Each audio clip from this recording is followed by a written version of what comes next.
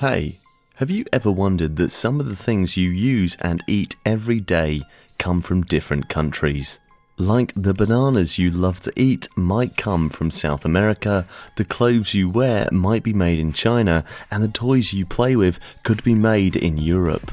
This is called global trade, where different countries trade things with each other. However, trading between countries can be tricky because each country has its own type of money.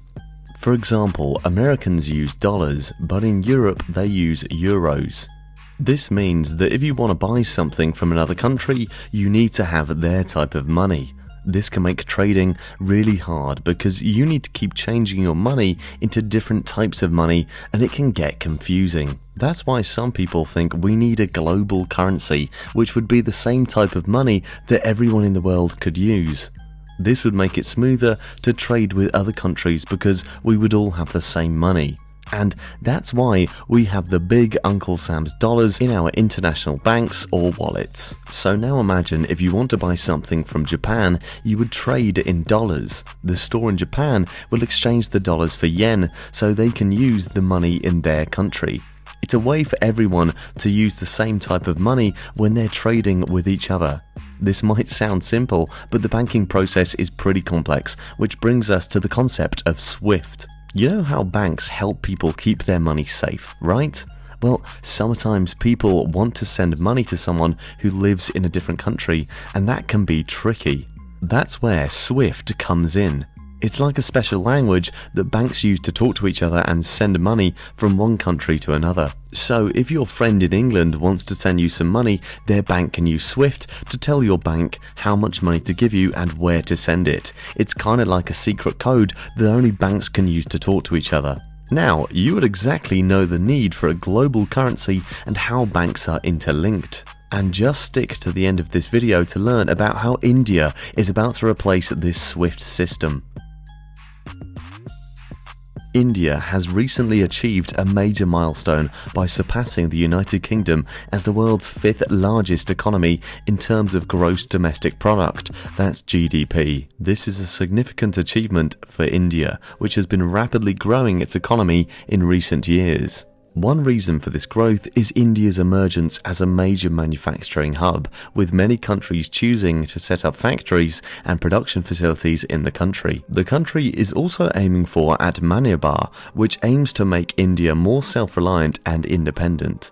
This means that India wants to rely less on other countries for things like goods and services and instead produce more things on its own. As a result, India has been taking center stage in manufacturing, replacing heavy giants such as China.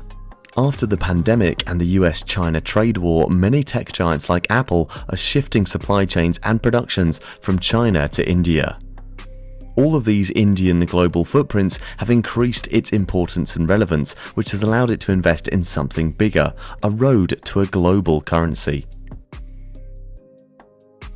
In December 2022, India saw its first settlement of foreign trade in Rupee with Russia as part of its International Settlement of Trade in Indian Rupee mechanism initiated by the RBI. De-dollarization became the buzzword after Russia became the first overseas country to settle trade with India in rupees.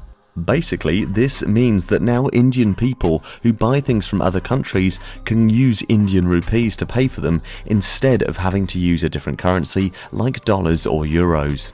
So when someone in India wants to buy something from another country, they can use rupees to pay for it. The money goes into a special account that is held by a bank in India, which is called a Vostro account. The bank in the other country also has a Vostro account, and the money is transferred to that account. When someone from another country buys something from India, the money is paid into the Indian bank's Vostro account. Then, the Indian person can use that money to buy things or withdraw it as cash. That's awesome because it was the pinnacle of something remarkable.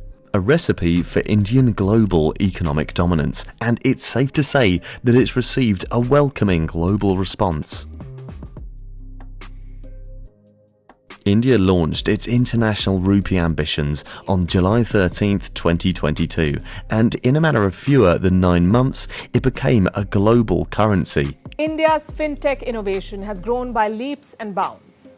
India's Unified Payments Interface, or UPI, has 260 million unique users. Indian Unified Payment Interface is approved in 18 countries and with 12 countries at the MOU stage. Sooner than later, 30 countries will be exchanging currency with India bypassing the US dollar. 34 countries including Russia, Nepal, Cuba and Tajikistan have already agreed to trade in the INR. It appears that the war in Ukraine has been a blessing in disguise for New Delhi. It's been doing oil trade with Russia in the rupee amid Western sanctions on Moscow. On top of that, UAE has also shown its interest in Indian markets, a move that is one step closer to de-dollarization. The United Arab Emirates, that's the UAE, and India are discussing ways to boost non-oil trade in rupees as the Gulf country looks to strengthen ties with a major trade partner and boost its economy. A potential rupee dirham mechanism is being chalked out to enhance future bilateral trade in local currencies. Elsewhere, Saudi Arabia is also talking about the rupee rial mechanism to ditch the supremacy of the dollar. Some sort of currency swap currency agreement might be in the offing. And guys, let's be fair, these two Gulf countries are one of the largest trading partners of India. Both UAE and KSA have around $90 billion of trade volume with India. But this has raised another question. Can India's breathtaking rise of the rupee make the global SWIFT slowly die down and be replaced by UPI?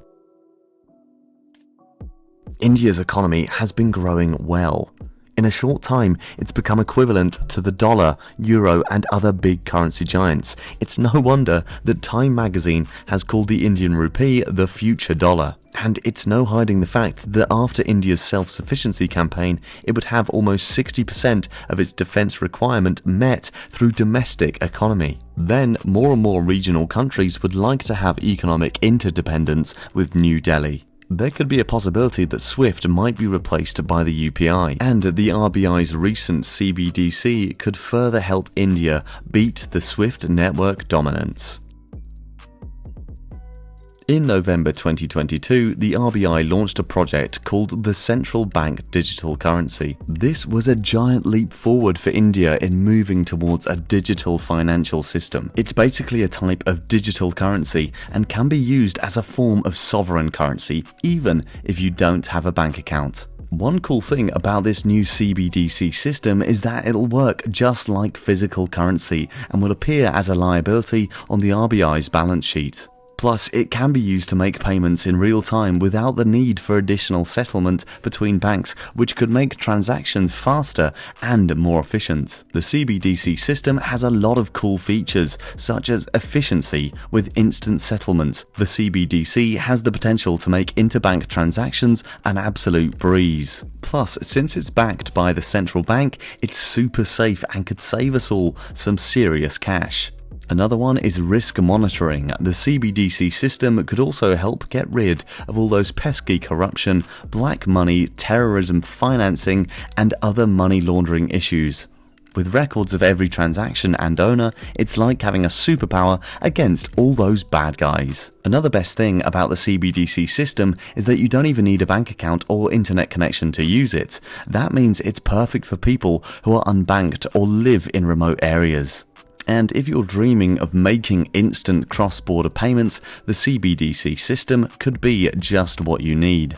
It is still a work in progress, but the Society for Worldwide Interbank Financial Telecommunications, that's SWIFT, has already tested transactions between CBDCs on different blockchains. Overall, this new CBDC system has the potential to revolutionize India's financial landscape and make it easier for people to access financial services. So, keep an eye out for the digital rupee. It could be the future of money in India. And in this way, the digital rupee could challenge the homogeny of dollar and other potential currencies. So, now that you've heard of the Indian rupee, and no, it's not some kind of spicy dish at your local Indian restaurant. It's actually India's currency, and some people are wondering if it could become the next big thing in the global currency game. That's right, move over the US dollar because there's a new currency in town, or at least there could be. With India's booming economy and the Reserve Bank of India pushing for the more international use of the rupee, especially after the pandemic and war in Ukraine, we could see the Indian rupee taking over the world. Many countries are interested in this process, and let's be fair, many are also bored by the bullying of the US dollar. So let's see how long it'll take the rupee to show its magic and conquer the global financial markets. If you like our content, feel free to subscribe to our channel and do let us know in the comments, will India bypass the US dollar as the new boss? Thanks for watching, and we'll see you next time.